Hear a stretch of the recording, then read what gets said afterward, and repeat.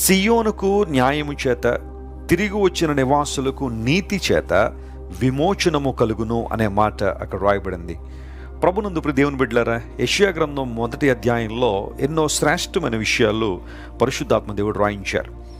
ఒక వ్యక్తి దేవుని దగ్గరికి తిరిగి వస్తే అతడు ఎలాంటి ఆశీర్వాదాలను చూస్తాడు, ఎలాంటి సమృద్ధిలో అతను బ్రతుకుతాడు. ఒకవేళ దేవుని పిలుపుకు లోబడకుండా, ఆయన స్వరమునకు లోబడకుండా, ఆయన ఇచ్చిన ఆహ్వానానికి స్పందించకుండా గనక ఉంటే ఒక వ్యక్తి ఏ విధంగా నష్టపోతాడు, లేదా ఏ విధంగా నాశనం దిశగా వెళ్ళిపోతాడనేది చాలా క్లియర్గా ఆ కాంటెక్స్ట్ అంతా కూడా యెషయా గ్రంథం 1వ అధ్యాయంలో స్పష్టంగా మనం చూస్తాం. ప్రతి మనిషి కూడా తిరుగుబాటు తనంతో దేవునికి దూరం అయిపోయాడు, అది వాస్తవమే.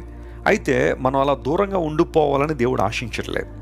ఆయన మనల్ని తన దగ్గరగా రావాలని కోరుతున్నాడు. ఆయన బిడ్డలుగా మనం ఉండాలని దేవుడు ఆశిస్తున్నాడు. ప్రభువు మన నుండి ఆశించేది అదొక్కటే.